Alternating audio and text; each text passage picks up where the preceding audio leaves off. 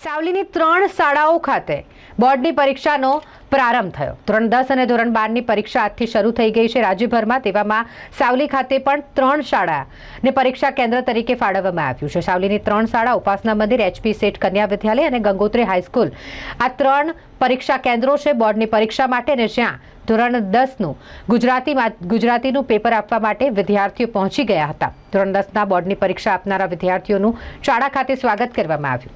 સાવલીના ધારાસભ્ય કેતન ઇનામદાર દ્વારા ભારતીય જનતા પાર્ટીના તાલુકા પ્રમુખ, નગરપાલિકા પ્રમુખ અને ભાજપના હોદ્દેદારો તેમજ અન્ય મહાનુભાવોને હસ્તે આ તમામ જે વિદ્યાર્થીઓ છે તેમને ચોકલેટ આપીને અને ફૂલ આપીને શુભકામનાઓ પાઠવવામાં આવી।